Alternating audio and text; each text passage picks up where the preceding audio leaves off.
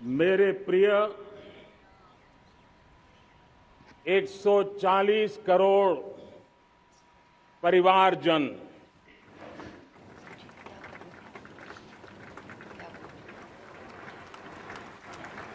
दुनिया का सबसे बड़ा लोकतंत्र और अब बहुत लोगों का अभिप्राय है कि जनसंख्या की दृष्टि से भी हम विश्व में नंबर 1 पर है। इतना बड़ा विशाल देश, 140 करोड़ देश के मेरे भाई बहन, मेरे परिवारजन आज आजादी का पर्व मना रहे हैं। मैं देश के कोटि कोटि जनों को, देश और दुनिया में भारत को प्यार करने वाले, भारत का सम्मान करने वाले, भारत का गौरव करने वाले कोटि कोटि जनों को आजादी के इस महान पवित्र पर्व की अनेक अनेक शुभकामनाएं देता हूं। मेरे प्यारे परिवारजन,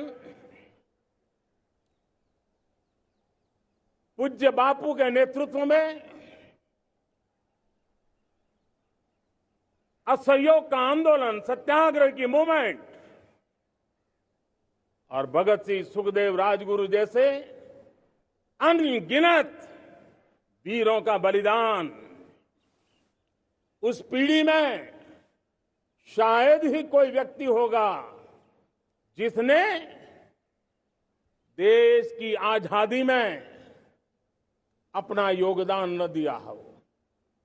मैं आज देश की आजादी के जंग में जिन जिन ने योगदान दिया है, बलिदान दिए हैं, त्याग किया है, तपस्या की है, उन सबको आदरपूर्वक नमन करता हूं, उनका अभिनंदन करता हूं। आज 15 अगस्त महान क्रांतिकारी और अध्यात्म जीवन के ऋषितुल्य प्रणेता श्री अरबिंदो की 150वीं जयंती पूर्ण हो रही है। ये वर्ष स्वामी दयानंद सरस्वती के 150वीं जयंती का वर्ष है। ये वर्ष रानी दुर्गावती के 500वीं जन्मशती का बहुत ही पवित्र अवसर है, जो पूरा देश बड़े धामधूम से मनाने वाला है। ये वर्ष मीराबाई, भक्ति योग की सिरमौर मीराबाई के 525 वर्ष का भी ये पावन पर्व है। ये बार जो 26 जनवरी हम मनाएंगे, वो हमारे गणतंत्र दिवस की 75वीं वर्षगांठ होगी। अनेक प्रकार से अनेक अवसर, अनेक संभावनाएं राष्ट्र निर्माण में जुटे रहने के लिए पल पल नई प्रेरणा, पल पल नई चेतना, पल पल सपने, पल पल संकल्प, शायद इससे बड़ा कोई अवसर नहीं हो सकता। मेरे प्यारे परिवारजन, इस बार प्राकृतिक आपदा ने देश के अनेक हिस्सों में अकल्पनीय संकट पैदा किए। जिन परिवारों ने इस संकट में सहन किया है, मैं उन सभी परिवारजनों के प्रति अपनी संवेदना प्रकट करता हूं और राज्य केंद्र सरकार मिलकर के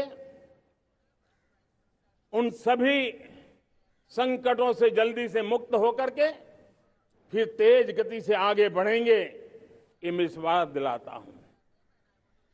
मेरे प्यारे परिवारजनों, पिछले कुछ सप्ताह नॉर्थ ईस्ट में, विशेषकर मणिपुर में और हिंदुस्तान के भी अन्य कुछ भागों में, लेकिन विशेषकर मणिपुर में जो हिंसा का दौर चला, कई लोगों को अपना जीवन खोना पड़ा, मां बेटियों के सम्मान के साथ खिलवाड़ हुआ। लेकिन कुछ दिनों से लगातार शांति की खबरें आ रही हैं। देश मणिपुर के लोगों के साथ है। देश मणिपुर के लोगों को पिछले कुछ दिनों से जो शांति बनाए रखी है, उस शांति के पर्व को आगे बढ़ाएं और शांति से ही समाधान का रास्ता निकलेगा। और राज्य और केंद्र सरकार मिलकर के उन समस्याओं के समाधान के लिए भरपूर प्रयास कर रही है, करती रहेगी। मेरे प्यारे परिवारजनों, जब हम इतिहास की तरफ नजर करते हैं तो इतिहास में कुछ पल ऐसे आते हैं जो अपनी अमिट छाप छोड़ करके जाते हैं और उसका प्रभाव सदियों तक रहता है।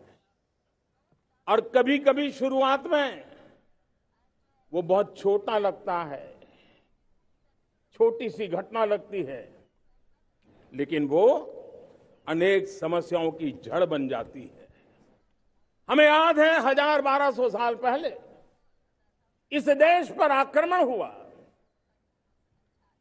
एक छोटे से राज्य के छोटे से राजा का पराजय हुआ, लेकिन तब पता तक नहीं था कि एक घटना भारत को 1000 साल की गुलामी में फंसा देगी। और हम गुलामी में जकड़ते गए, जो आया लूटता गया, जो जिसका मन चाहा हम पे आके सवार हो गया। कैसा विपरीत काल रहा होगा वो 1000 साल का। मेरे प्यारे परिवारजनों, घटना छोटी क्यों ना हो, लेकिन 1000 साल तक प्रभाव छोड़ के रही है। लेकिन मैं आज इस बात का जिक्र इसलिए करना चाहता हूं कि भारत के वीरों ने इस कालखंड में कोई भूभाग ऐसा नहीं था, कोई समय ऐसा नहीं था जब उन्होंने देश की आजादी के लौ को जलता न रखा हो, बलिदान की परंपरा न बनाई हो। मां भारती बेड़ियों से मुक्त होने के लिए उठ खड़ी हुई थी, जंजीरों को झकझोर रही थी और देश की नारी शक्ति, देश की युवा शक्ति, देश के किसान, देश के गांव के लोग, मजदूर, कोई हिंदुस्तानी ऐसा नहीं था जो आजादी के सपने को लेकर के जीता न हो। आजादी को पाने के लिए मर मिटने के लिए तैयार होने वालों की एक बड़ी फौज तैयार हो गई थी। जेलों में जवानी खपाने वाले अनेक महापुरुष हमारे देश की आजादी को, इन गुलामी की बेड़ियों को तोड़ने के लिए लगे हुए थे। मेरे प्यारे परिवारजनों, जन चेतना का वो व्यापक रूप, त्याग और तपस्या का वो व्यापक रूप, जन जन के अंदर एक नए विश्वास जगाने वाला वो पल आखिरकार 1947 में देश आजाद हुआ। 1000 साल की गुलामी में संजोए हुए सपने देशवासी पूरे करते हुए देखे।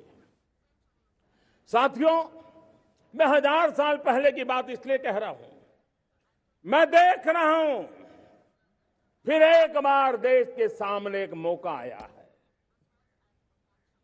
इस ऐसे कालखंड में हम जी रहे हैं, ऐसे कालखंड में हमने प्रवेश किया है और यह हमारा सौभाग्य है कि भारत के ऐसे अमृत काल में, ये अमृत काल का पहला वर्ष है, या तो हम जवानी में जी रहे हैं या हम मां भारती की गोद में जन्म ले चुके हैं। और ये कालखंड, मेरे शब्द लिख करके रखिए मेरे प्यारे परिवारजनों, इस कालखंड में जो हम करेंगे, जो कदम उठाएंगे, जितना त्याग करेंगे, तपस्या करेंगे, सर्वजन हिताय सर्वजन सुखाय, एक के बाद एक फैसले लेंगे, आने वाले 1000 साल का देश का स्वर्णिम इतिहास उससे अंकुरित होने वाला है।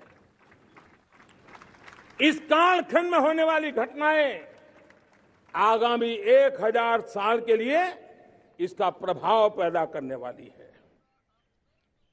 गुलामी की मानसिकता से बाहर निकला हुआ देश पंच प्राण को समर्पित होकर के एक नए आत्मविश्वास के साथ आज आगे बढ़ रहा है।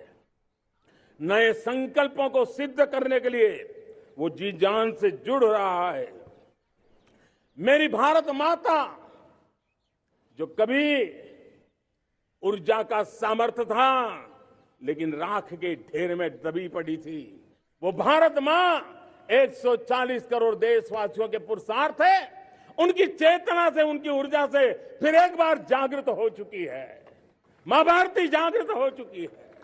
और मैं साफ देख रहा हूं दोस्तों, यही कालखंड है, पिछले 9-10 साल हमने अनुभव किया है। विश्व भर में भारत की चेतना के प्रति, भारत के सामर्थ्य प्रति एक नया आकर्षण, नया विश्वास, नई आशा पैदा हुई है। और ये प्रकाश पुंज जो भारत से उठा है, वो विश्व को उसमें अपने लिए ज्योति नजर आ रही है। विश्व को एक नया विश्वास पैदा हो रहा है। हमारा सौभाग्य है,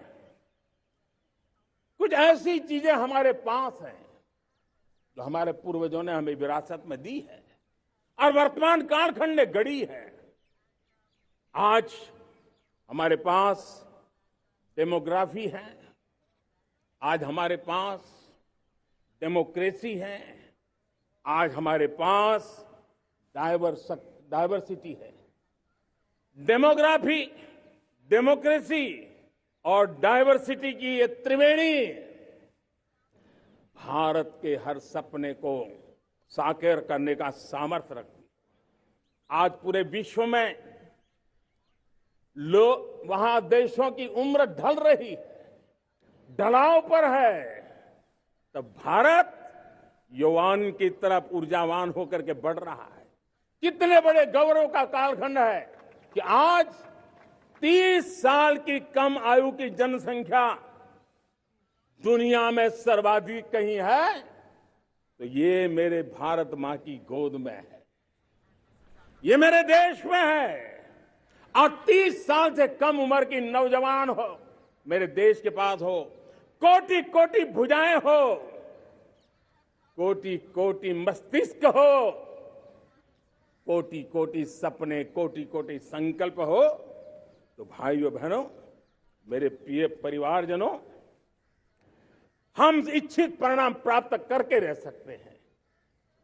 मेरे प्यारे परिवारजनों, देश का भाग्य ऐसी घटनाएं बदल देती है, यह सामर्थ्य देश के भाग्य को बदल देता है।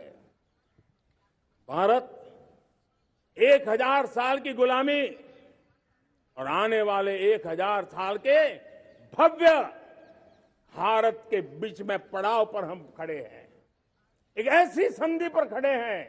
और इसलिए अब हमें न रुकना है, न दुविधा में जीना है। मेरे प्यारे प्रिय परिवारजनों, हमें खोई हुई उस विरासत का गर्व करते हुए, खोई हुई समृद्धि को प्राप्त करते हुए, हमें फिर एक बार और ये बात मान के चले, हम जो भी करेंगे, हम जो भी कदम उठाएंगे, हम जो भी फैसला लेंगे, वो अगले 1000 साल तक अपनी दिशा निर्धारित करने वाला है, भारत के भाग्य को लिखने वाला है। मैं आज मेरे देश के नौजवानों को, मेरे देश की बेटे बेटियों को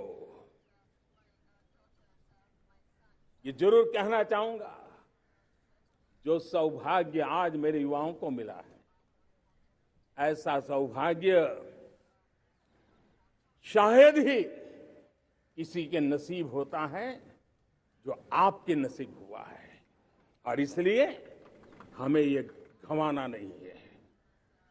युवा शक्ति पर मेरा भरोसा है, युवा शक्ति में सामर्थ्य है, और हमारी नीतियां, हमारी रीतियां भी उस युवा सामर्थ्य को और बल देने के लिए है। आज मेरे युवाओं ने दुनिया में पहले 3 स्टार्टअप इकोसिस्टम में भारत को स्थान दिला दिया है।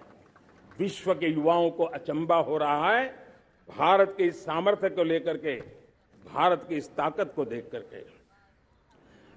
आज दुनिया टेक्नोलॉजी ड्रिवन है और आने वाला युग टेक्नोलॉजी से प्रभावित रहने वाला है, और तब टेक्नोलॉजी में भारत की जो टैलेंट है उसकी एक नई भूमिका रहने वाली है। साथियों, मैं पिछले दिनों G20 समिट में बाली गया था, और बाली में दुनिया के समृद्ध देश, दुनिया के विकसित देश भी, उनके मुखिया मुझे भारत की डिजिटल इंडिया की सफलता के लिए बारीकियों से जानने के लिए इच्छुक थे। हर कोई इसका सवाल पूछता था, और जब मैं उनको कहता था कि भारत ने जो कमाल किया है ना, वो दिल्ली, मुंबई, चेन्नई तक सीमित नहीं है। भारत ने जो कमाल कर रहा है, मेरे टियर 2, टियर 3 सिटी के युवा भी आज मेरे देश का भाग्य गढ़ रहे हैं, छोटे छोटे स्थान के मेरे नौजवान। और मैं आज बड़े विश्वास से कहता हूं, देश का ये जो सामर्थ्य नया नजर आ रहा है, और इसलिए मैं कहता हूं, हमारे छोटे शहर आकार और आबादी में छोटे हो सकते हैं। ये हमारे छोटे छोटे शहर, हमारे कस्बे आकार और आबादी में छोटे हो सकते हैं, लेकिन आशा और आकांक्षा, प्रयास और प्रभाव वो किसी से कम नहीं है। वो सामर्थ्य उनके अंदर है। नए ऐप्स, नए सॉल्यूशन, टेक्नोलॉजी डिवाइस। अब खेलों की दुनिया देखिए, कौन बच्चे हैं? झुग्गी झोंपड़ी से निकले हुए बच्चे आज खेलों की दुनिया में पराक्रम दिखा रहे हैं। छोटे छोटे गांव के, छोटे छोटे कस्बे के नौजवान, हमारी बेटे बेटियां आज कमाल दिखा रही है। अब देखिए, मेरे देश की 100 जितनी स्कूल ऐसी हैं जहां के बच्चे सैटेलाइट बना करके सैटेलाइट छोड़ने की तैयारियां कर रही है। आज हजारों टिंकरिंग लैब नए वैज्ञानिकों का गर्भाधान कर रही है। आज हजारों टिंकरिंग लैब लाखों बच्चों को साइंस और टेक्नोलॉजी की राह पर आगे बढ़ने के लिए प्रेरणा दे रही है। मैं मेरे देश के नौजवानों को कहना चाहता हूं, अवसरों की कमी नहीं है। आप जितने अवसर चाहेंगे, ये देश आसमान से भी ज्यादा अवसर आपने देने का सामर्थ्य रखता है। मैं आज लाल किले की प्राचीर से मेरे देश की माताओं, बहनों, मेरे देश की बेटियों को हृदय से अभिनंदन करना चाहता हूं। देश आज जब पहुंचा है, अब विशेष शक्ति जुड़ रही है मेरी माताओं बहनों के सामर्थ्य की। आज देश प्रगति की राह पर चल पड़ा है, तो मैं मेरे किसान भाई बहनों का भी अभिनंदन करना चाहता हूं। ये आप ही का पुरुषार्थ है, ये आप ही का परिश्रम है कि देश आज कृषि क्षेत्र में आगे बढ़ रहा है। मैं मेरे मजदूरों का, मेरे श्रमिकों का, मेरे प्रिय परिवारजन, ऐसे कोटि कोटि श्रमिकों को आज मैं नमन करता हूं, उनका अभिनंदन कर रहा हूं। देश आज जो आधुनिकता की ओर बढ़ रहा है, विश्व की तुलना करने वाले सामर्थ्य के साथ नजर आ रहा है, उसके पीछे मेरे देश के मजदूरों का, मेरे देश के श्रमिकों का बहुत बड़ा योगदान है। आज समय कहता है कि लाल किले की प्राचीर से मैं उनका अभिनंदन करूं, उनका अभिवादन करूं, और ये मेरे परिवारजन 140 करोड़ देशवासी, मेरे इन श्रमिकों का, रेहड़ी पटरी वालों का, फूल सब्जी बेचने वालों का हम सम्मान करते हैं। मेरे देश को आगे बढ़ाने में, मेरे देश को प्रगति की नई ऊंचाई पर ले जाने में प्रोफेशनल्स की बहुत बड़ी भूमिका है, बढ़ती रही है। चाहे साइंटिस्ट हो, चाहे इंजीनियर्स हो, डॉक्टर्स हो, नर्सेज हो, शिक्षक हो, आचार्य हो, यूनिवर्सिटीज हो, गुरुकुल हो, हर कोई मां भारती का भविष्य उज्जवल बनाने के लिए अपनी पूरी ताकत से लगा हुआ है। मेरे प्यारे परिवारजनों, राष्ट्रीय चेतना वो एक ऐसा शब्द है जो हमें चिंताओं से मुक्त कर रहा है, और आज वो राष्ट्रीय चेतना ये सिद्ध कर रही है कि भारत का सबसे बड़ा सामर्थ्य बना है भरोसा, भारत का सबसे बड़ा सामर्थ्य बना है विश्वास। जन जन में हमारा विश्वास, जन जन का सरकार पर विश्वास, जन जन का देश के उज्जवल भविष्य पर विश्वास, और विश्व का भी भारत के प्रति विश्वास। ये विश्वास हमारी नीतियों का है, हमारी रीति का है। भारत के उज्जवल भविष्य को जिस निर्धारित मजबूत कदमों से हम आगे बढ़ा रहे हैं, उसका है। भाइयों बहनों, मेरे प्यारे परिवारजनों, ये बात निश्चित है कि भारत का सामर्थ्य और भारत की संभावनाएं विश्वास की नई बुलंदियों को पार करने वाली है, और ये विश्वास की नई बुलंदियां नए सामर्थ्यों को लेकर के चलनी चाहिए रही है। आज देश में G20 समिट के मेहमान नवाजी का भारत को अवसर मिला है। अब पिछले एक साल से हिंदुस्तान के हर कोने में जिस प्रकार से G20 के अनेक ऐसे आयोजन हुए, अनेक कार्यक्रम हुए हैं, उसने देश के सामान्य मानवी के सामर्थ्य को विश्व को परिचित करा दिया है, भारत की विविधता का परिचय कराया है, भारत की डायवर्सिटी को दुनिया अचंभे से देख रही है, और उसके कारण भारत के तरफ आकर्षण बढ़ा है, भारत को जानने की, समझने की इच्छा जगी है। उसी प्रकार से आप देखिए एक्सपोर्ट, आज भारत का एक्सपोर्ट के तेजी से बढ़ रहा है, और मैं कहना चाहता हूं दुनिया के एक्सपर्ट्स इन सारे मानदंडों के आधार पर कह रहे हैं कि अब भारत रुकने वाला नहीं है। दुनिया की कोई भी रेटिंग एजेंसी होगी, वो भारत का गौरव कर रही है। कोरोना काल के बाद दुनिया एक नए सिरे से सोचने लगी, और मैं विश्वास से देख रहा हूं कि जिस प्रकार से द्वितीय महायुद्ध के बाद, द्वितीय विश्व युद्ध के बाद दुनिया ने एक नया वर्ल्ड ऑर्डर आकार लिया था, मैं साफ साफ देख रहा हूं कि कोरोना के बाद एक नया विश्व ऑर्डर, एक नया ग्लोबल ऑर्डर, एक नया जियोपॉलिटिकल इक्वेशन, ये बहुत तेजी से आगे बढ़ रहा है। जियोपॉलिटिकल इक्वेशन की सारे व्याख्याएं बदल रही है, परिभाषाएं बदल रही है, और मेरे प्यारे परिवारजनों, आप गौरव करेंगे। बदलते हुए विश्व को शेप देने में आज मेरे 140 करोड़ देशवासियों, आपका सामर्थ्य नजर आ रहा है।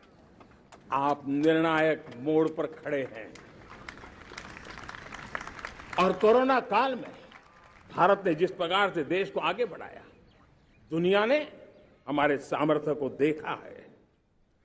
जब दुनिया के सप्लाई चेन तहस नहस हो गई थी, बड़ी बड़ी अर्थव्यवस्थाओं पर दबाव था, उस समय भी हमने कहा था हमें विश्व का विकास देखना है तो मानव केंद्रीय होना चाहिए, मानवीय संवेदनाओं से भरा हुआ होना चाहिए, और तब जाकर के समस्याओं का सही समाधान निकालेंगे।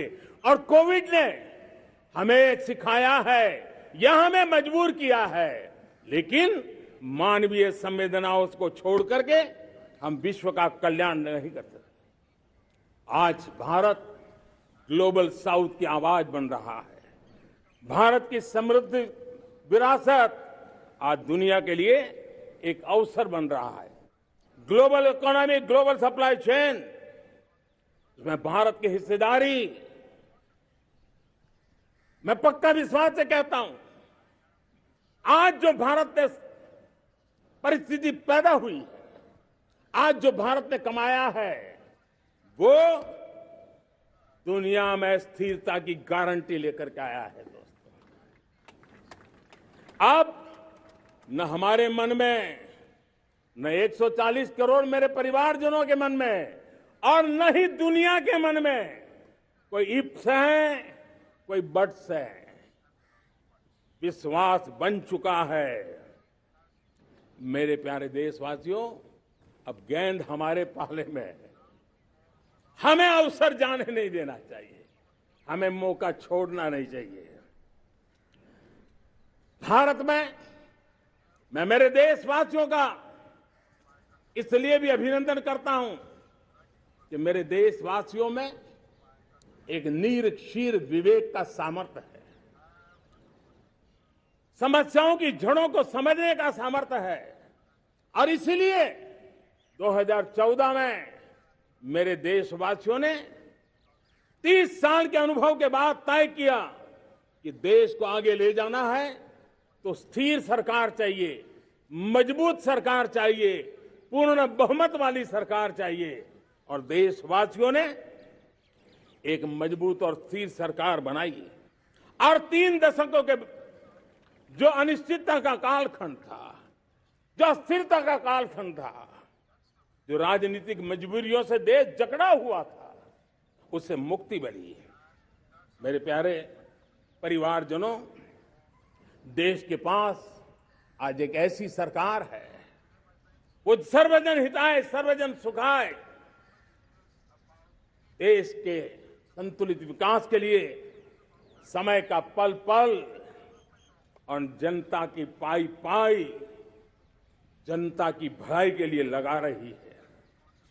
और मेरी सरकार, मेरे देशवासियों का मन एक बात से जुड़ा हुआ है।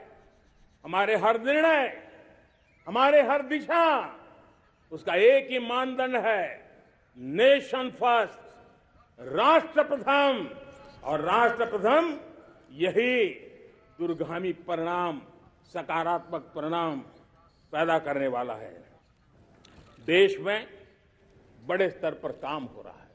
और लेकिन मैं कहना चाहूंगा, 2014 में आपने एक मजबूत सरकार बनाई, और मैं कहता हूं 2014 में और 2019 में आपने एक सरकार फॉर्म की, तो मोदी में रिफॉर्म करने की हिम्मत आई। आपने ऐसी सरकार फॉर्म की कि मोदी को रिफॉर्म की हिम्मत आई। और जब मोदी ने एक के बाद एक रिफॉर्म किए, तो मेरे ब्यूरोक्रेसी के लोग, मेरे लाखों हाथ पैर जो हिंदुस्तान के कोने कोने में सरकार के हिस्से के रूप में काम कर रहे हैं, उन्होंने ब्यूरोक्रेसी ने ट्रांसफॉर्म करने के लिए परफॉर्म करने की जिम्मेवारी बखूबी निभाई। और उन्होंने परफॉर्म करके दिखाया, और जनता जनार्दन जुड़ गई, तो वो ट्रांसफॉर्म होता भी नजर आ रहा है। और इसलिए रिफॉर्म, परफॉर्म, ट्रांसफॉर्म, ये कालखंड अब भारत के भविष्य को गढ़ रहा है। और हमारी सोच, देश की उस ताकतों को बढ़ावा देने पर है जो आने वाले 1000 साल की नींव को मजबूत करने वाले। दुनिया को युवा शक्ति की जरूरत है, युवा स्किल की जरूरत है। हमने अलग स्किल मिनिस्ट्री बनाई, वो भारत की आवश्यकताओं को तो पूरी करेगी, वो दुनिया की आवश्यकताओं को पूरी करने का भी सामर्थ्य रखेगी। हमने जल शक्ति मंत्रालय बनाया। मंत्रालय की बनाने की रचना को भी अगर कोई एनालिसिस करेगा ना, तो इस सरकार के मन मस्तिष्क को बड़े अच्छे ढंग से आप समझ पाएंगे। हमने जल शक्ति मंत्रालय बनाया। ये जल शक्ति मंत्रालय हमारे देश के एक एक देशवासियों को पीने का शुद्ध पानी पहुंचे, पर्यावरण की रक्षा के लिए पानी के प्रति संवेदनशील व्यवस्थाएं विकसित हो, उस पर हम बल रहे हैं। हमारे देश में कोरोना के बाद दुनिया देख रही है होलिस्टिक हेल्थ केयर, ये समय की मांग है। हमने अलग आयुष मंत्रालय बनाया और योग और आयुष आज दुनिया में अपना परचम लहरा रहे हैं। हमने दुनिया को हमारे कमिटमेंट के कारण विश्व का हमारे प्रति ध्यान गया है। अगर हम ही हमारे इस सामर्थ्य को नकार देंगे तो फिर दुनिया कैसे स्वीकार करेगी। लेकिन जब मंत्रालय बना तो दुनिया को भी उसका मूल्य समझने आया। मत्स्य पालन, हमारा इतना बड़ा समुद्री तट, हमारे कोटि कोटि मछुआरे भाई बहन, उनका कल्याण भी हमारे दिलों में है। और इसलिए हमने अलग से मत्स्य पालन को लेकर के, पशुपालन को लेकर के, डेयरी को लेकर के अलग मंत्रालय की रचना की, ताकि समाज के जिस वर्ग के लोग पीछे रह गए उनको हम साथ लें। देश में सरकारी अर्थव्यवस्था के हिस्से होते हैं, लेकिन समाज की अर्थव्यवस्था का एक बड़ा हिस्सा है कोऑपरेटिव मूवमेंट।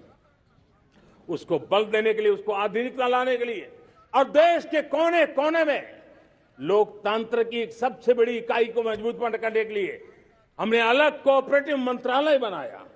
और वो हमारी सहकारी संस्थाएं उसका जाल बिछा रहा है, ताकि गरीब से गरीब की वहां सुनवाई हो, उसकी आवश्यकताओं की पूर्ति हो, और वो भी राष्ट्र की विकास की योगदान में एक छोटी इकाई का हिस्सा बनकर के उसमें वो योगदान दे रखें। हमने सहकार से समृद्धि का रास्ता अपनाया है। मेरे प्यारे परिवारजनों, जब हम लोग 14 में आए थे तो हम वैश्विक अर्थव्यवस्था में 10वें नंबर पर थे, और आज 140 करोड़ देशवासियों का पुरुषार्थ रंग लाया है कि हम विश्व की अर्थव्यवस्था में 5वें नंबर पर पहुंच चुके हैं। और ये ऐसे ही नहीं हुआ है। जो भ्रष्टाचार का राक्षस देश को दबोचे हुए थे, लाखों करोड़ के घोटाले अर्थव्यवस्था को डामाडोल कर रहे थे, गवर्नेंस फ्रेजाइल फाइल में देश की पहचान होने लगी थी, लीकेजेस को हमने बंद किया, मजबूत अर्थव्यवस्था बनाई। हमने गरीब कल्याण के लिए ज्यादा से ज्यादा धन खर्चने का प्रयास किया। और आज मैं देशवासियों को बताना चाहता हूं कि जब देश आर्थिक रूप से समृद्ध होता है तो सिर्फ तिजोरी नहीं भरती है, देश का सामर्थ्य बढ़ता है, देशवासियों का सामर्थ्य बढ़ता है। और तिजोरी का पाई पाई अगर ईमानदारी से जनता जनार्दन के लिए खर्च करने का संकल्प लेने वाली सरकार हो तो परिणाम के साथ है। मैं 10 साल का हिसाब तिरंगे की साक्षी में लाल किले की प्राचीर से मेरे देशवासियों को दे रहा हूं। आंकड़े देख करके आपको लगेगा इतना बड़ा बदलाव, इतना बड़ा सामर्थ्य। 10 साल पहले राज्यों को 30 लाख करोड़ रुपए भारत सरकार की तरफ से जाते थे। पिछले 9 साल में यह आंकड़ा 100 लाख करोड़ पर पहुंचा है। पहले स्थानीय निकाय के विकास के लिए भारत सरकार के खजाने से 70,000 करोड़ रुपया जाता था। आज वो 3 लाख करोड़ से भी ज्यादा जा रहा है। पहले गरीबों के घर बनाने के लिए 90,000 करोड़ रुपया खर्च होता था। आज वो 4 गुना होकर के 4 लाख करोड़ से भी ज्यादा खर्च गरीबों के घर बनाने के लिए हो रहा है। पहले गरीबों को यूरिया सस्ता मिले, जो यूरिया की बैग दुनिया के कुछ बाजारों में 3,000 में बिकती है, वो यूरिया की बैग मेरे किसानों को 300 में मिले। और इसलिए देश की सरकार 10 लाख करोड़ रुपया मेरे किसानों की यूरिया में सब्सिडी दे रहा है। मुद्रा योजना 20 लाख करोड़ रुपए, उससे भी ज्यादा मेरे देश के नौजवानों को स्वरोजगार के लिए, अपने व्यवसाय के लिए, अपने कारोबार के लिए दिए हैं। 8 करोड़ लोगों ने नया कारोबार शुरू किया है। और 8 करोड़ लोगों ने कारोबार शुरू किया है तो नहीं, हर कारोबारी ने एक या दो लोगों को रोजगार दिया है। 8 से 10 करोड़ नए लोगों को रोजगार देने का सामर्थ्य ये मुद्रा योजना से लाभ लेने वाले 8 करोड़ नागरिकों का रहा है। एमएसएमई को करीब 3.5 लाख करोड़ रुपए की मदद से कोरोना के संकट में भी उनको डूबने नहीं दिया, मरने नहीं दिया, उनको एक ताकत दी है। 1 रैंक 1 पेंशन मेरे देश के सेना के जवानों का एक सम्मान का विषय था। 70,000 करोड़ रुपया भारत की तिजोरी से आज पहुंचा है, मेरे निवृत्त सेना के नायकों के जेब में, उनके परिवार में पहुंचा है। सभी कैटेगरी में, मैंने तो कुछ ही गिनाए, मैं ज्यादा समय लेना नहीं चाहता। हर कैटेगरी में पहले की तुलना में अनेक गुना धन देश के विकास के लिए, कोने कोने में रोजगार पैदा करने के लिए, पाई पाई का उपयोग भारत का भाग्य बदलने के लिए हो, और इसलिए हमने काम किया है। और मेरे प्यारे प्रियजनों, इतना ही नहीं, हमने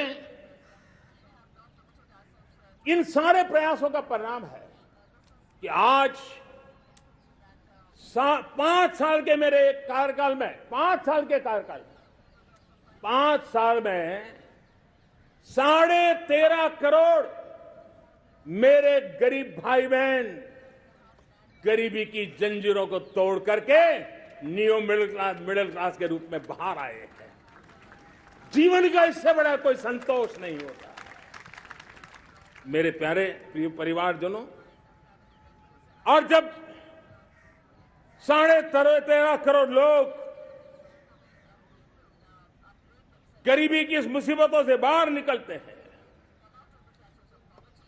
तो कैसी कैसी योजनाएं उनको मदद दी है। उनको आवास योजना का लाभ मिलना, पीएम स्वनिधि से 50,000 करोड़ रुपया रेहड़ी पटरी वालों तक पहुंचाया है।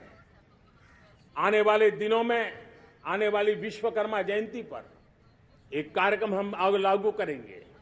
इस विश्वकर्मा जयंती पर हम करीब 13-15 हजार करोड़ रुपया से, जो परंपरागत कौशल्य से रहने वाले लोग, जो औजार से और अपने हाथ से काम करने वाला वर्ग है, ज्यादातर ओबीसी समुदाय से, हमारे सुथार हो, हमारे सोनार हो, हमारे राजमिस्त्री हो, हमारे कपड़े धोने वाले काम करने वाले लोग हो, हमारे बाल काटने वाले भाई बहन परिवार हो, ऐसे लोगों को एक नई ताकत देने के लिए हम आने वाले महीने में विश्वकर्मा जयंती पर विश्वकर्मा योजना लॉन्च करेंगे और करीब 13-15 हजार करोड़ से उसका प्रारंभ करेंगे। हमने पीएम किसान सम्मान निधि में 2.5 लाख करोड़ रुपया सीधा मेरे देश के किसानों के खाते में जमा किया है। हमने जल जीवन मिशन, हर घर में शुद्ध पानी पहुंचे, 2 लाख करोड़ रुपया खर्च किया है। हमने आयुष्मान भारत योजना, ताकि गरीब को बीमारी के कारण अस्पताल जाने से जो मुसीबत होती थी उसको मुक्ति दिलाना, उसको दवाई मिले, उसका उपचार हो, ऑपरेशन हो, अच्छे से अच्छी हॉस्पिटल में हो। आयुष्मान भारत योजना के तहत 70,000 करोड़ रुपए हमने लगाए हैं। पशुधन, देश ने कोरोना वैक्सीन की बात तो देश को याद है, 40,000 करोड़ रुपए लगाए, वो तो याद है। लेकिन आपको जानकर के खुशी होगी, हमने पशुधन को बचाने के लिए करीब करीब 15,000 करोड़ रुपया पशुधन के टीकाकरण के लिए लगाया है। मेरे प्यारे देशवासियों, मेरे प्यारे परिवारजनों, जन औषधि केंद्रों ने देश के सीनियर सिटीजन्स को, देश के मध्यम वर्गीय परिवार को एक नई ताकत दी है। जिस संयुक्त परिवार में अगर किसी को एक डायबिटीज जैसा हो जाए, 2-3 हजार रुपया दवाई का बिल स्वाभाविक हो जाता है। हमने जन औषधि केंद्र से जो दवाई बाजार में 100 रुपए में मिलती है, वो 10 रुपया, 15 रुपया, 20 रुपए में दी। और आज देश में 1000 जन औषधि केंद्रों से मेरे इन बीमारी में जिनको दवाई की जरूरत थी, ऐसे लोगों के करीब 20,000 करोड़ रुपया उनके जेब में बचा है। और ये ज्यादातर मध्यम वर्ग के परिवार के लोग हैं। लेकिन आज उसकी सफलता को देखते हुए मैं देशवासियों को कहना चाहता हूं, जैसे हम एक विश्वकर्मा योजना लेकर के समाज के उस वर्ग को छूने वाले हैं, अब देश में 10,000 जन औषधि केंद्र से हम 25,000 जन औषधि केंद्र का लक्ष्य लेकर के आने वाले दिनों में काम करने वाले हैं। मेरे प्यारे परिवारजनों, जब देश में गरीबी कम होती है तो देश की मध्यम वर्ग की ताकत बहुत बढ़ती है।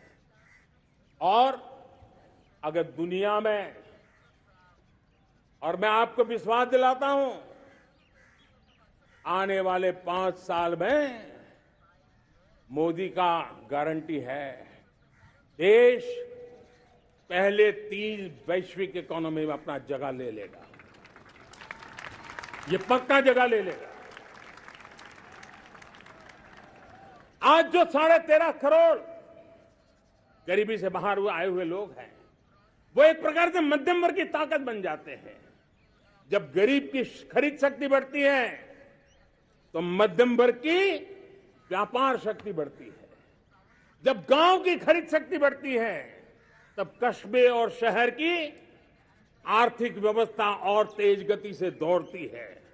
और यही इंटरकनेक्टेड हमारा अर्थचक्र होता है। हम उसको बल देकर के आगे चलना चाहते हैं। मेरे प्यारे परिवारजनों, शहर के अंदर जो कमजोर लोग रहते हैं, बिना घर को मुसीबत रहती है, मध्यम वर्ग के परिवार अपना खुद का घर का सपना देख रहे हैं, हम उसके लिए भी आने वाले कुछ सालों के लिए एक योजना लेकर के आ रहे हैं। और जिसमें ऐसे मेरे परिवारजन जो शहरों में अपना घर, शहरों में रहते हैं लेकिन किराए के मकान पे रहते हैं, झुग्गी झोपड़ी में रहते हैं, चाल में रहते हैं, अनऑथराइज्ड कॉलोनीज में रहते हैं, ऐसे मेरे परिवारजन अगर अपना मकान बनाना चाहते हैं तो बैंक से जो लोन मिलेगा उसके ब्याज के अंदर राहत देकर के लाखों रुपयों की मदद करने का हमने निर्णय किया है। मेरे मध्यम वर्ग के परिवार को जब 2 लाख से 7 लाख इनकम टैक्स की सीमा बढ़ जाती है तो सबसे बड़ा लाभ सैलरी क्लास को होता है, मेरे मध्यम वर्ग को होता है।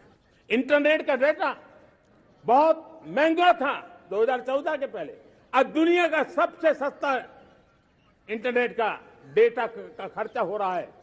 हर परिवार के पैसे बच रहे हैं। मेरे प्यारे परिवारजनों,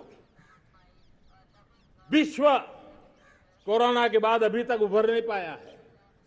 युद्ध ने फिर एक नई मुसीबत पैदा की है। आज दुनिया महंगाई के संकट से जूझ रही है। पूरी दुनिया की अर्थव्यवस्था को महंगाई ने दबोच के रखा है। हम भी दुनिया से जिन सामान की जरूरत होती है लाते हैं, तो हमें सामान तो इंपोर्ट करते हैं, हमारा दुर्भाग्य है कि हमें महंगाई भी इंपोर्ट करनी पड़ती है, क्योंकि पूरी दुनिया को महंगाई ने जकड़ के रखा है। लेकिन मेरे प्यारे परिवारजनों, भारत ने महंगाई को नियंत्रित रखने के लिए भरसक प्रयास किए हैं। पिछले कालखंड की तुलना में हमें कुछ सफलता भी मिली है, लेकिन इतने से संतोष नहीं मान सकते।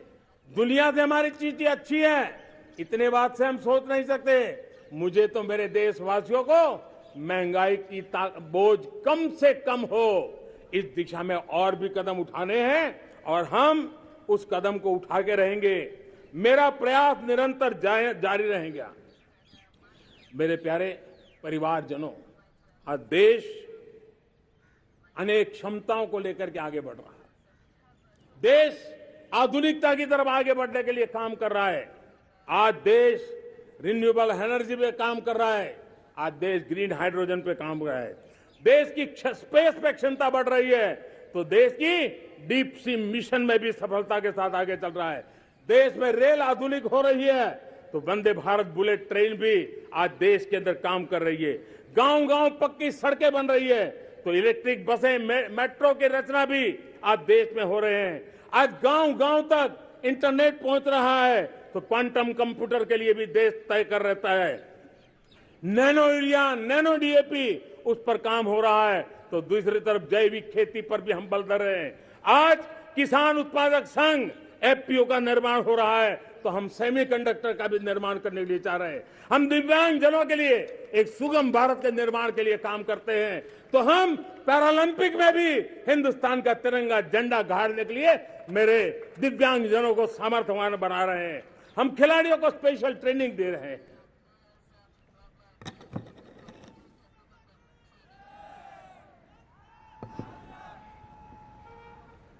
आज भारत पुरानी सोच, पुराने ढर्रे को छोड़ करके लक्ष्यों को तय करके लक्ष्यों को प्राप्त करने की राह से चल रहा है।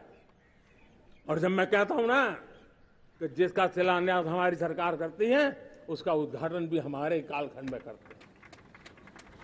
इन दिनों जो मैं शिलान्यास कर रहा हूं ना, आप लिख के रखिए, उसके उद्घाटन भी आप सबने मेरे नसीब में ही छोड़े हुए हैं। हमारी कार्य संस्कृति, बड़ा सोचना, दूर का सोचना, सर्वजन हिताय सर्वजन सुखाय सोचना, ये हमारी कार्यशैली रही है। और सोच से भी ज्यादा, संकल्प से भी ज्यादा हासिल कैसे करना, इस ऊर्जा के साथ हम काम करते हैं। हमने आजादी के काल अमृत महोत्सव में 75,000 अमृत सरोवर बनाने का संकल्प किया था। उस समय हमने हर जिले में 75 अमृत सरोवर बनाने का संकल्प किया था। करीब 50-55 हजार अमृत सरोवर की कल्पना की थी, लेकिन आज करीब 75,000 अमृत सरोवर का काम निर्माण हो रहा है। ये अपने आप में बहुत बड़ा काम हो रहा है।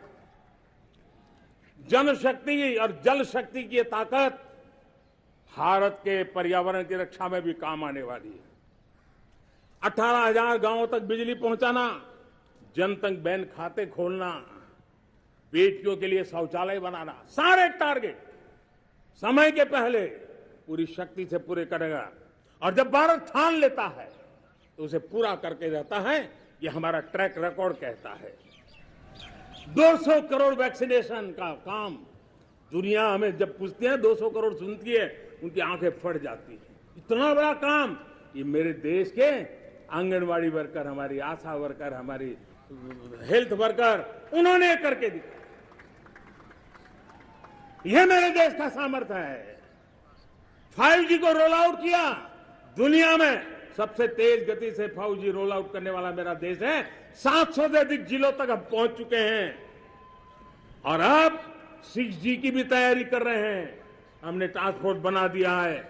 रिन्यूएबल एनर्जी, हम टारगेट से पहले चले हैं। हमने रिन्यूएबल एनर्जी 2030 का जो टारगेट तय किया था, 21-22 में इसको पूरा कर दिया। हमने इथेनॉल में 20% ब्लेंडिंग की बात कही थी, वो भी हमने समय से 5 साल पहले पूरा कर दिया। हमने $500 बिलियन के एक्सपोर्ट की बात की थी, वो भी समय के पहले $500 बिलियन से ज्यादा कर दिया। हमने तय किया, जो हमारे देश में 25 साल से चर्चा हो रही थी कि देश में नई संसद बने, पार्लियामेंट का कोई सत्र ऐसा नहीं था नई संसद के। ये मोदी है, समय के पहले नई संसद बना करके रख दिया। मेरे प्यारे भाई बहनों, ये काम करने वाली सरकार है, निर्धारित लक्ष्यों को पार करने वाली सरकार है। ये नया भारत है, ये आत्मविश्वास से भरा हुआ भारत है। ये संकल्पों को चरितार्थ करने के लिए जी जान से जुटा हुआ भारत है। और इसलिए ये भारत न रुकता है, ये भारत न थकता है, ये भारत न हाँफता है और न ही ये भारत हारता है। और इसलिए मेरे प्यारे परिवारजनों, आर्थिक शक्ति बढ़ी है तो हमारी सामरिक शक्ति को भी एक नई ताकत मिली है। हमारी सीमाएं पहले से अधिक सुरक्षित हुई है और मेरे सीमा पर बैठे हुए मेरे जवान जो देश की सीमाओं की रक्षा कर रहे हैं और मेरे देश की आंतरिक सुरक्षा के संभालने वाले यूनिफॉर्म फोर्सेस, मैं आजादी के इस पावन पर्व पर उनको भी अनेक अनेक बधाई देते हुए मेरी बात को आगे बढ़ाता हूं। सेना का अधिकरण हो, हमारी सेना युवा बने, हमारी सेना बैटल के लिए रेडी, युद्ध योग्य बने, इसलिए निरंतर रिफॉर्म का काम आज हमारी सेना में हो रहा है। मेरे प्यारे परिवारजनों, आए दिन हम लोग सुना करते थे, यहां बम धमाका हुआ, वहां बम धमाका हुआ, हर जगह पे लिखा हुआ रहता था कि इस बैग को मत छूना, अनाउंसमेंट होते रहते थे। आज देश सुरक्षा की अनुभूति कर रहा है और जब सुरक्षा होती है, शांति होती है, तो प्रगति के नए अरमान हम पूरे कर सकते हैं। उसको लिए सीरियल बम धमाके का जमाना बीती हुई बात हो गई है। निर्दोषों के जो मौत होते थे वो बीते हुए कल की बात हो गई है। आज देश में आतंकी हमलों में भारी कमी आई है। नक्सल प्रभावित क्षेत्रों में भी बहुत बड़ा बदलाव आया है, बहुत बड़ा परिवर्तन का एक वातावरण बना है। मेरे प्यारे परिवारजनों, प्रगति के हर चीज में, लेकिन जब 2047 हम एक विकसित भारत का सपना लेकर के चल रहे हैं तब, और वो सपना नहीं 140 करोड़ देशवासियों का संकल्प है और उस संकल्प को सिद्ध करने के लिए परिश्रम की पराकाष्ठा भी है। और उसकी सबसे बड़ी ताकत होती है वो राष्ट्रीय चरित्र होता है। दुनिया में जिन जिन देशों ने प्रगति की है, दुनिया में जो जो देश संकटों से वो पार करके निकले हैं, उसमें हर चीज के साथ साथ एक महत्वपूर्ण कैटलिक एजेंट रहा है, वो राष्ट्रीय चरित्र रहा है। और हमें राष्ट्रीय चरित्र के लिए और बल देते हुए हमें आगे बढ़ना होगा।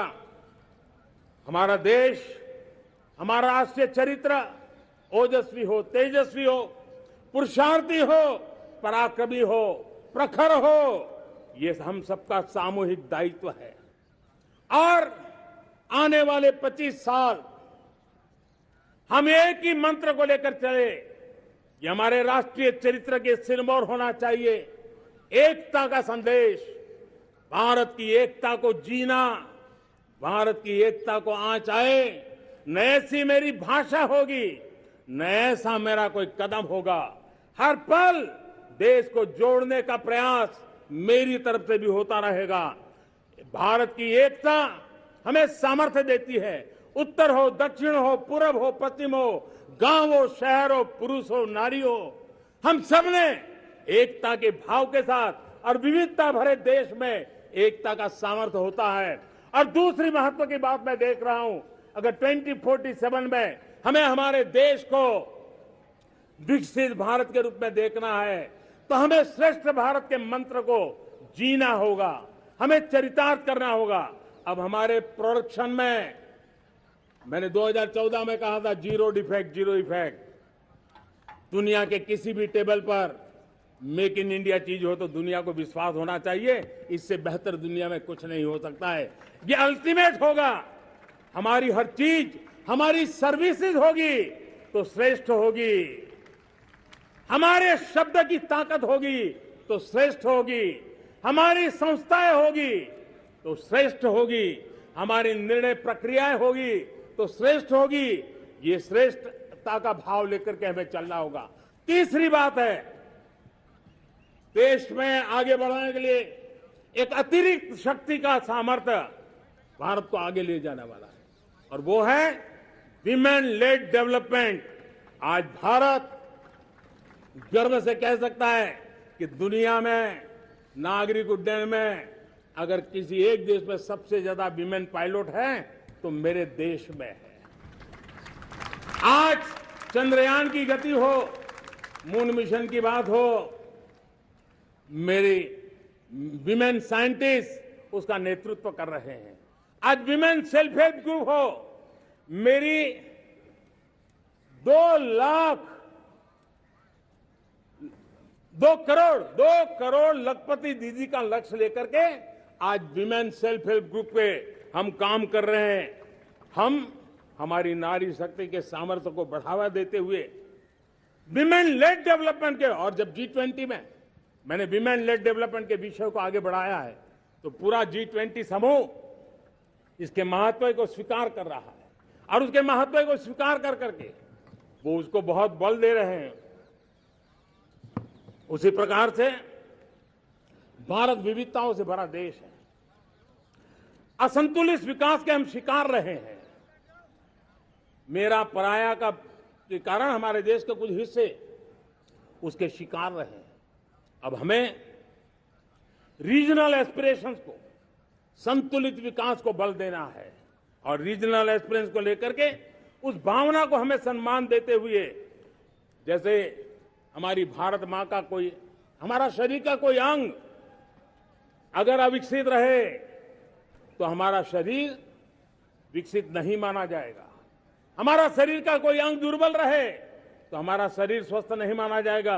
वैसे ही मेरी भारत माता, उसका कोई एक भूभाग भी, समाज का कोई तबका भी अगर दुर्बल रहे तो मेरी भारत माता समर्थ है, स्वस्थ है, ऐसा बैठ कर हम नहीं बैठ सकते। और इसलिए रीजनल एस्पिरेशन को हमने एड्रेस करने की आवश्यकता है और इसलिए हम समाज का सर्वांगीण विकास हो, सर्वस्पर्शी विकास हो, भूभाग के हर क्षेत्र को उसकी अपनी ताकत को खिलने का अवसर मिले, उस दिशा में आगे बढ़ना चाहते हैं। मेरे प्यारे परिवारजनों, भारत एक मदर ऑफ डेमोक्रेसी है।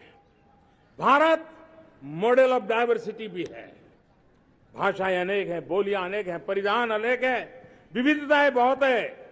हमने उन सारे लोगों को आधार पर आगे बढ़ना है। मेरे प्यारे परिवारजनों, देश के जब मैं एकता की बात करता हूं तब अगर घटना मणिपुर में होती है तो पीड़ा महाराष्ट्र में होती है, अगर बाढ़ आसाम में आती है तो बेचैन केरला हो जाता है। हिंदुस्तान के किसी भी हिस्से में कुछ भी हो, हम एक अंगांगी भाव की अनुभूति करते हैं। मेरे देश की बेटियों पर जुल्म न हो, यह हमारा सामाजिक भी दायित्व है, यह हमारा पारिवारिक दायित्व भी है और ये देश के नाते हम सबका दायित्व है। आज जब अफगानिस्तान से गुरु ग्रंथ साहब के स्वरूप को लाते हैं तो पूरा देश गौरव की अनुभूति करता है। जब आज दुनिया के किसी देश में कोविड के काल में मेरा कोई सिख भाई लंगर लगाता है, भूखों को खिलाता है और दुनिया में वाहवाही होती है तो हिंदुस्तान का सीना चौड़ा हो जाता है।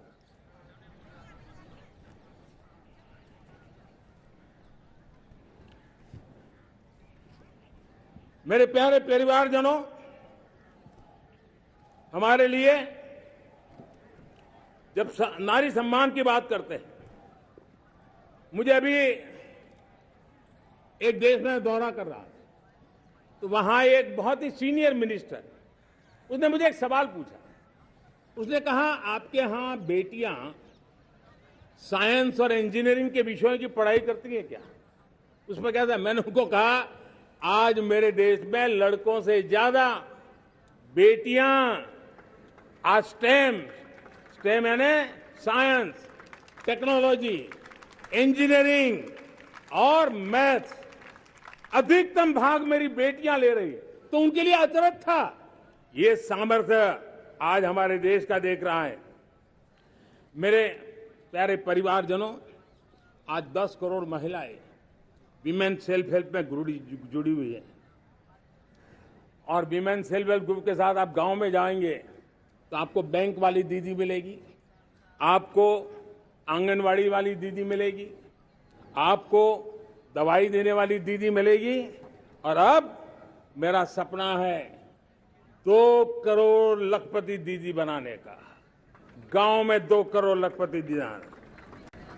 और इसके लिए एक नया अभिगम भेजा। साइंस और टेक्नोलॉजी, हमारे गांव की महिलाओं का भी सामर्थ्य देखता हूं मैं, और इसलिए हम एक नई योजना सोच रहे हैं कि हमारे एग्रीकल्चर सेक्टर में टेक्नोलॉजी आए, एग्रीटेक को बल मिले। इसलिए विमेन सेल्फ हेल्प ग्रुप की बहनों को हम ट्रेनिंग देंगे, ड्रोन चलाने की, ड्रोन रिपेयरिंग की हम ट्रेनिंग देंगे, और हजारों ऐसे विमेन सेल्फ हेल्प ग्रुप को भारत सरकार ड्रोन देगी, ट्रेनिंग देगी, और हमारे एग्रीकल्चर के काम में ड्रोन की सेवाएं उपलब्ध हो। इसके लिए हम शुरुआत करेंगे। प्रारंभ हम 15,000 विमेन सेल्फ हेल्प ग्रुप के द्वारा ये ड्रोन की उड़ान का हम आरंभ कर रहे हैं। मुझे विश्वास है कि इसके कारण हमारे परिवारजनों का, मेरे प्यारे परिवारजनों, आज देश आधुनिकता की तरफ बढ़ रहा है। हाईवे हो, रेलवे हो, एयरवे हो, आईवेज हो, इंफॉर्मेशन वेज, वाटरवेज हो, कोई क्षेत्र ऐसा नहीं है जिस क्षेत्र को आगे बढ़ाने की दिशा में आज देश काम न करता हो।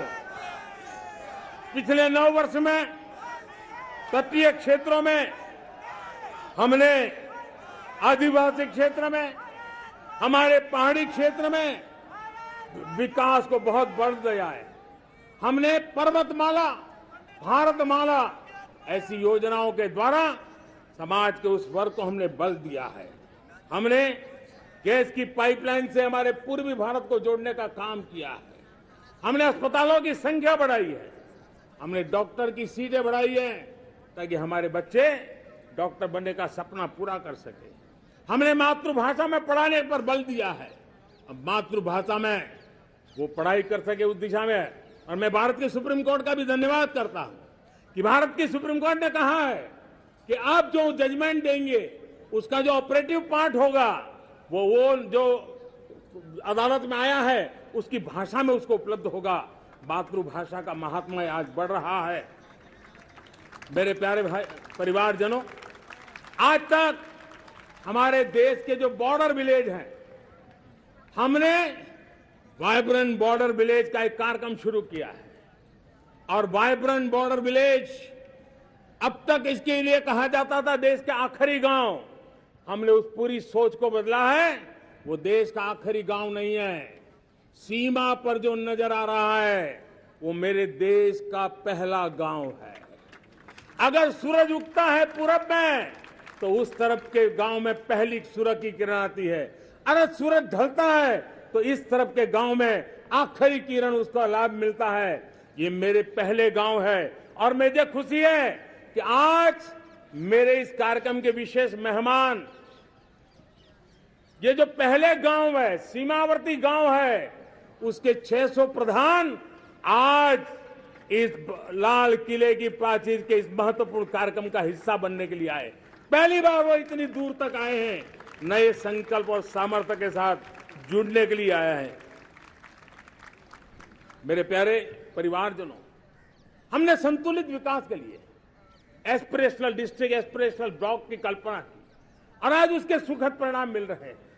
आज राज्य के जो नॉर्मल पैरामीटर्स हैं, जो एस्पिरेशनल डिस्ट्रिक्ट कभी बहुत पीछे थे, वो आज राज्य में भी अच्छा करने लग गए हैं। और मुझे विश्वास है कि आने वाले दिनों में ये हमारे आकांक्षी जिले, हमारे आकांक्षी बॉल अवश्य आगे बढ़ेंगे। जैसे मैंने कहा था, भारत का चरित्र की चर्चा कर रहा था, तो मैंने पहला कहा था भारत की एकता, दूसरा कहा था भारत श्रेष्ठता की तरफ बल दें, तीसरा कहा था विमेन लेड डेवलपमेंट की मैंने बात कही थी, और मैं आज एक बात और कहना चाहता हूं कि हम जैसे रीजनल एस्पिरेशन, मैंने चौथी बात कही थी, पांचवी महत्व की बात, और भारत ने उस दिशा में ध्यान, और वो है हमारा राष्ट्रीय चरित्र विश्व मंगल के लिए सोचने वाला होना चाहिए। हमें देश को इतना मजबूत बनाना है जो विश्व मंगल के लिए भी अपनी भूमिका अदा करे। और आज कोरोना के बाद मैं देख रहा हूं जिस प्रकार से संकट की घड़ी में देश ने दुनिया की मदद की, उसका परिणाम है कि आज दुनिया में हमारा देश एक विश्व मित्र के रूप में, विश्व का अटूट साथी के रूप में आज मेरे देश की पहचान बनी है। हमें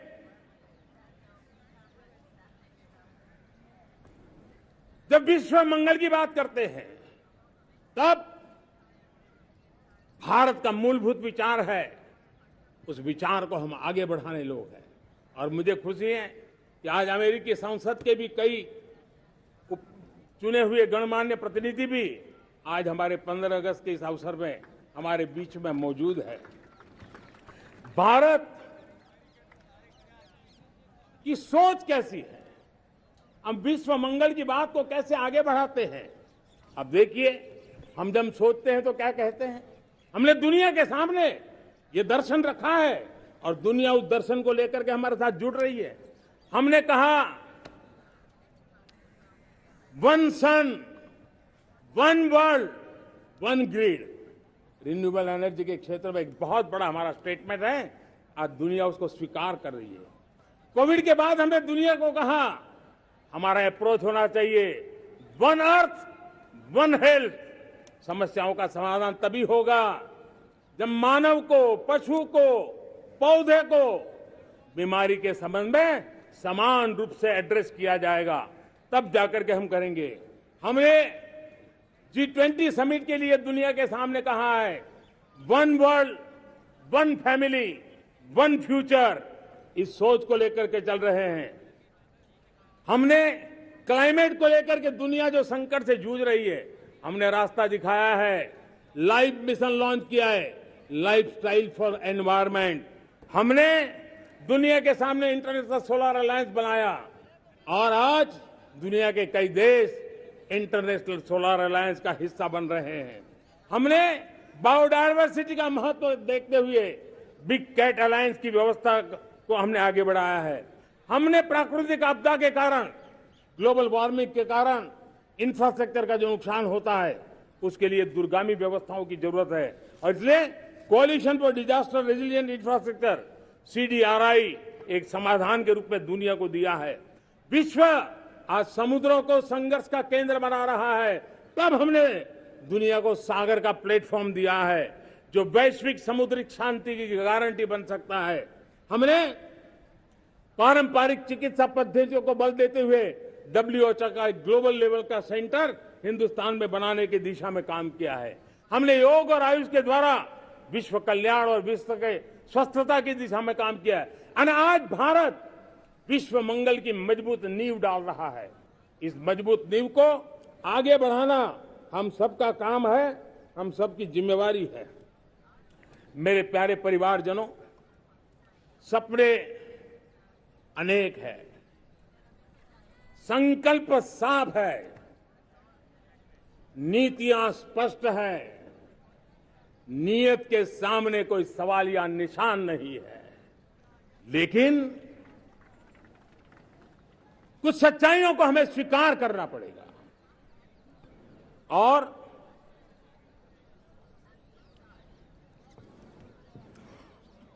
उसके समाधान के लिए मेरे प्रिय परिवारजनों, मैं आज लाल किले से आपकी मदद मांगने आया हूं। मैं लाल किले से आपके आशीर्वाद मांगने आया हूं, क्योंकि पिछले सालों मैंने देश को जो समझा है, देश की आवश्यकताओं को जो मैंने परखा है, और अनुभव के आधार पर मैं कह रहा हूं कि आज गंभीरतापूर्वक उन चीजों को हमें लेना होगा। आजादी के अमृत काल में 2047 में जब देश आजादी के 100 साल मनाएगा, उस समय दुनिया में भारत का तिरंगा झंडा विकसित भारत का तिरंगा झंडा होना चाहिए।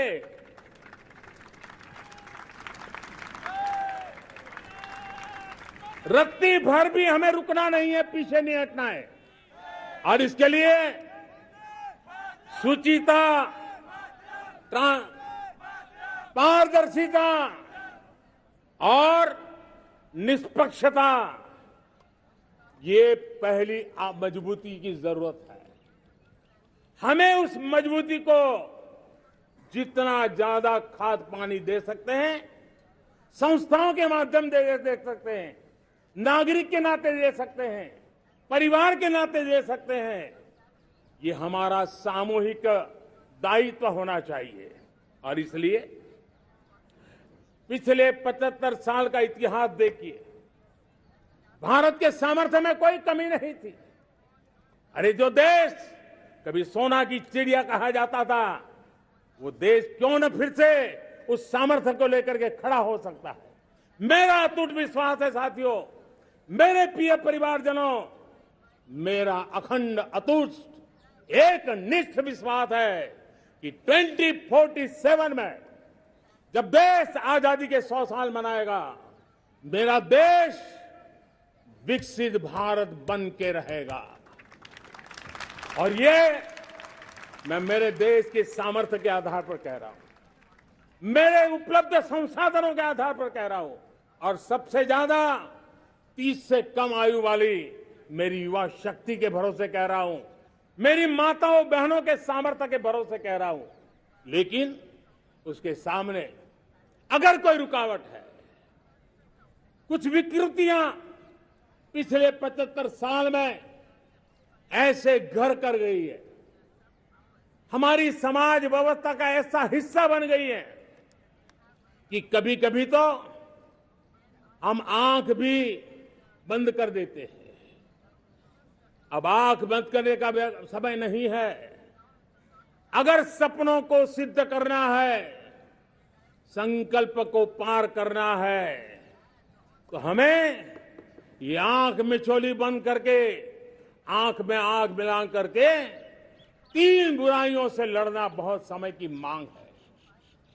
हमारे देश की सारी समस्याओं की जड़ में भ्रष्टाचार ने दिमक की तरह देश की सारी व्यवस्थाओं को, देश के सामर्थ्य को पूरी तरह नोच लिया है। भ्रष्टाचार से मुक्ति, भ्रष्टाचार के खिलाफ जंग हर इकाई में, हर क्षेत्र में। और मैं देशवासियों, मेरे प्रिय परिवारजनों, ये मोदी के जीवन का कमिटमेंट है। ये मेरे व्यक्तित्व का एक कमिटमेंट है कि मैं भ्रष्टाचार के खिलाफ लड़ाई लड़ता रहूंगा। दूसरा, हमारे देश को नोच लिया है परिवारवाद ने। इस परिवारवाद ने देश को जिस प्रकार से जकड़ के रखा है, उसने देश के लोगों का हक छीना है। और तीसरी बुराई तुष्टीकरण की है। ये तुष्टीकरण में भी देश के मूलभूत चिंतन को, देश के सर्व समावेशक हमारे राष्ट्रीय चरित्र को दाग लगा दिए हैं, तहस नहस कर दिया है इन लोगों ने। और इसलिए मेरे प्यारे देशवासियों, इसलिए मेरे प्यारे परिवारजनों, हमें इन 3 बुराइयों के खिलाफ पूरे सामर्थ्य के साथ लड़ना है। भ्रष्टाचार, परिवारवाद, तुष्टीकरण, ये चुनौतियां हमारे, ये ऐसी चीजें पनपी है जो हमारे देश के लोगों का जो आकांक्षा है उसका दमन करती है। हमारे देश के कुछ लोगों के पास जो छोटा मोटा सामर्थ्य है उसका शोषण करती है। ये ऐसी चीजें हैं जो हमारे लोगों की आशा आकांक्षाओं को सवाल या निशान में गाड़ देती है। हमारे गरीब हो, हमारे दलित हो, हमारे पिछड़े हो, हमारे पसमानदा हो, हमारे आदिवासी भाई बहन हो, हमारी माताएं बहनें हो, हमने सबने उनके हकों के लिए इन 3 बुराइयों से मुक्ति पानी है। हमें भ्रष्टाचार के खिलाफ एक नफरत का माहौल बनाना है। जैसे गंदगी हमें नफरत पैदा करती है ना मन में, गंदगी पसंद नहीं है, ये सार्वजनिक जीवन की इससे बड़ी कोई गंदगी नहीं हो सकती। और इसलिए हमारे स्वच्छता अभियान को एक नया मोड़ ये भी देना है कि हमें भ्रष्टाचार से मुक्ति पानी है। सरकार टेक्नोलॉजी से भ्रष्टाचार की मुक्ति के लिए बहुत प्रयास कर रही है। आपको जानकर के हैरानी होगी, इस देश में पिछले 9 साल में एक काम मैंने ऐसे किया, आंकड़ा सुनोगे तो लोगों का मोदी ऐसा करता है जैसे 10 करोड़ लोग करीब करीब जो गलत फायदा उठाते थे वो मैंने रोक दिया। तो आप में से कोई कहेगा आपने लोगों से अन्याय कर दिया। जी नहीं, ये 10 करोड़ कौन लोग थे? ये 10 करोड़ वो लोग थे जिनका जन्म ही नहीं हुआ था और उनके नाम पर उनके विडो हो जाते थे, वो वृद्ध हो जाते थे, वो दिव्यांग हो जाते थे, फायदे लिए जाते थे। 10 करोड़ ऐसे बेनामी जो चीजें चलती थी उसको रोकने का पवित्र काम, भ्रष्टाचारियों की संपत्ति जो हमने जब्त की है ना, वो पहले की तुलना में 20 गुना ज्यादा की है। मेरे प्यारे परिवारजनों, ये आपकी कमाई का पैसा लोग लेकर के भागे थे, 20 गुना ज्यादा संपत्ति को जब्त करने का। और इसलिए लोगों की मेरे प्रति नाराजगी होना बहुत स्वाभाविक है, लेकिन मुझे भ्रष्टाचार के खिलाफ की लड़ाई को आगे बढ़ाना है। हमारे सरकारी व्यवस्था ने पहले कैमरा के सामने तो कुछ हो जाता था, लेकिन बाद में चीजें अटक जाती थी। हमने पहले की तुलना में कई गुना ज्यादा अदालत में चार्जशीट की है और अब जमानतें भी नहीं मिलती हैं। वैसी पक्की व्यवस्था को लेकर के हम आगे बढ़ रहे हैं, क्योंकि हम ईमानदारी से भ्रष्टाचार के खिलाफ लड़ रहे हैं। आज परिवारवाद और तुष्टीकरण, इसने देश का बहुत बड़ा दुर्भाग्य किया है।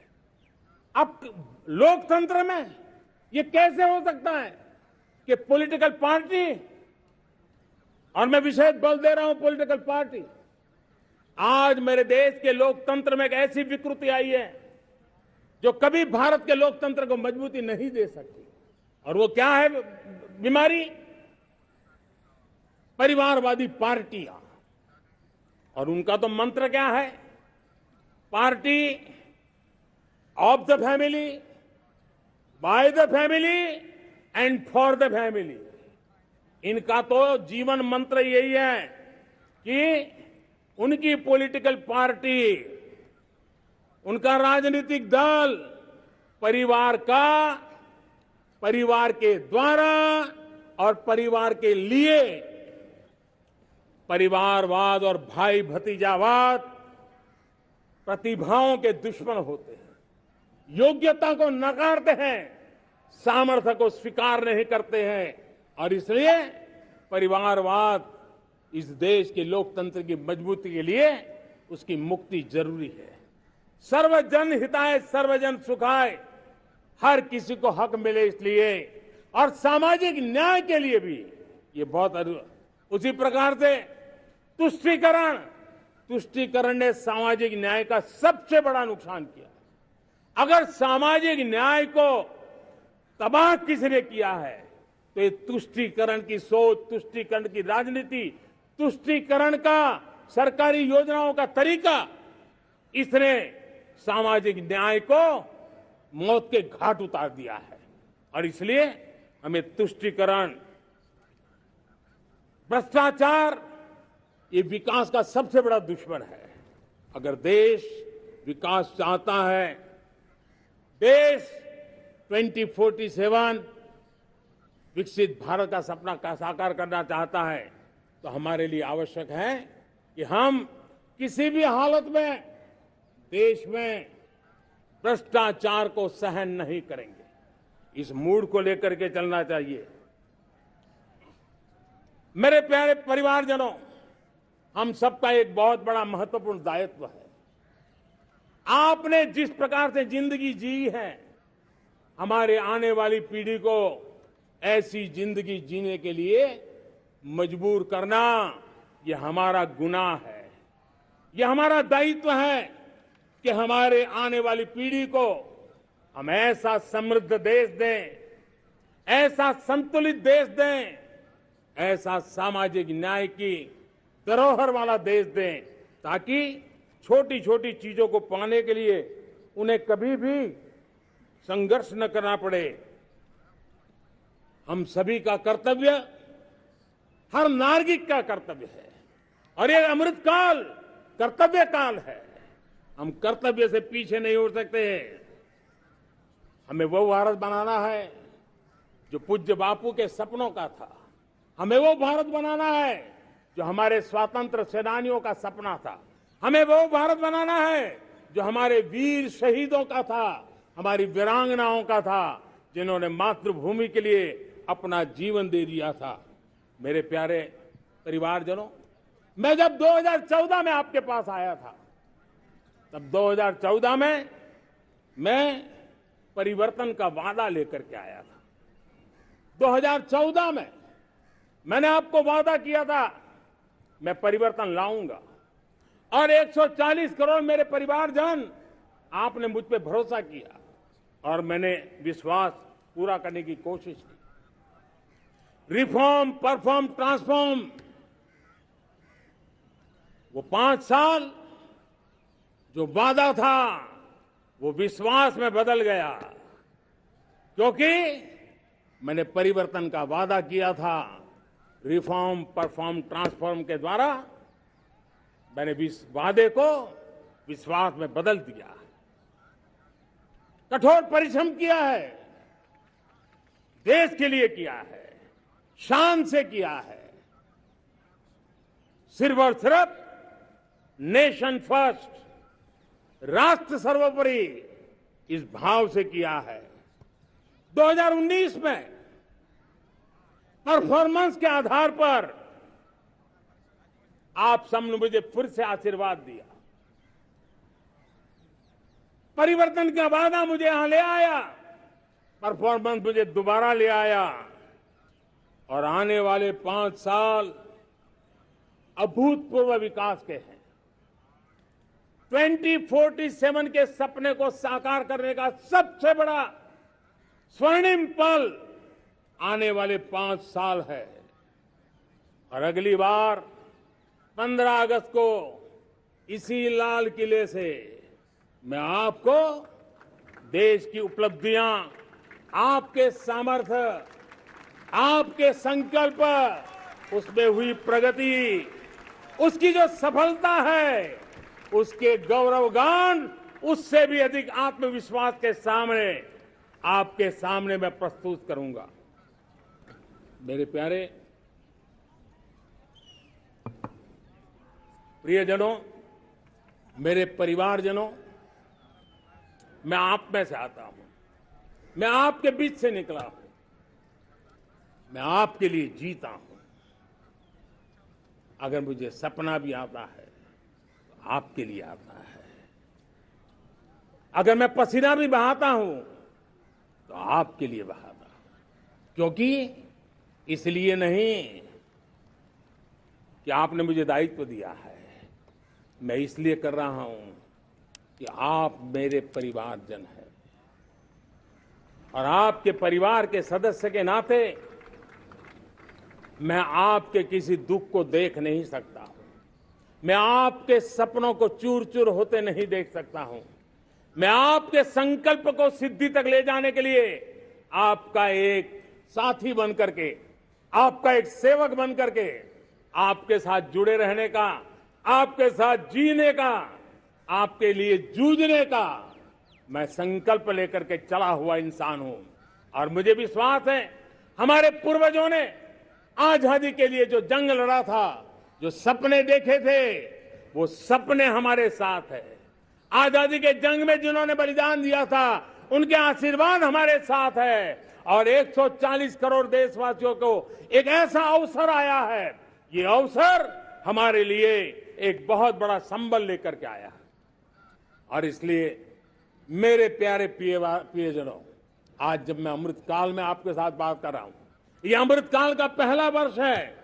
ये अमृतकाल के पहले वर्ष पर जब मैं आपसे बात कर रहा हूं तो मैं आपको पूरे विश्वास से कहना चाहता हूं, चलता चलाता काल चक्र, चलता चलाता काल चक्र, अमृत काल का भाल चक्र, चलता चलाता काल चक्र, अमृत काल का भाल चक्र, सबके सपने, सबके सपने अपने सपने, सबके सपने अपने सपने, पनपे सपने सारे, सबके सपने अपने सपने, पनपे सपने सारे, धीर चले वीर चले, धीर चले वीर चले, चले युवा हमारे, धीर चले वीर चले, चले युवा हमारे, नीति सही, नीति सही, रीति नहीं, नीति सही, रीति नहीं, गति सही, गति सही, राह नहीं, गति सही, राह नहीं। चुनो चुनो चुनौती, चुनो चुनौती सीना तान, चुनो चुनौती सीना तान, जग में बढ़ाओ देश का नाम, चुनो चुनौती सीना तान, जग में बढ़ाओ देश का नाम।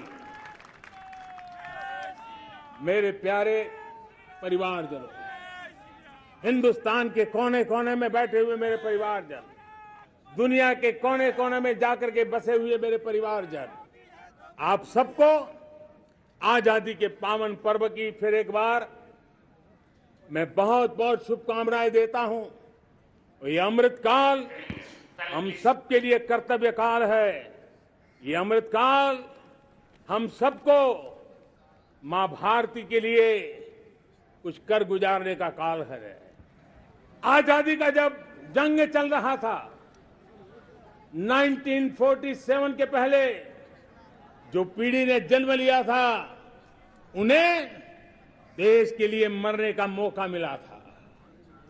वो देश के लिए मरने के लिए मौका नहीं छोड़ते थे, लेकिन हमारे नसीब में देश के लिए मरने का मौका नहीं है। लेकिन हमारे लिए देश के लिए जीने का ये इससे बड़ा कोई अवसर नहीं होता। हमें पल पल देश के लिए जीना है। इसी संकल्प के साथ इस अमृतकाल में 140 करोड़ देशवासियों के सपने संकल्प भी बनाने हैं। 140 करोड़ देशवासियों के संकल्प को सिद्धि में भी परिवर्तित करना है और 2047 का जब तिरंगा झंडा फहरेगा तो विश्व एक विकसित भारत का गुणगान करता होगा। इसी विश्वास के साथ, इसी संकल्प के साथ मैं आप सबको अनेक अनेक शुभकामनाएं देता हूं, बहुत बहुत बधाई देता हूं। जय हिंद, जय हिंद, जय हिंद। भारत माता की, भारत माता की, भारत माता की। वंदे वंदे वंदे। बहुत बहुत धन्यवाद।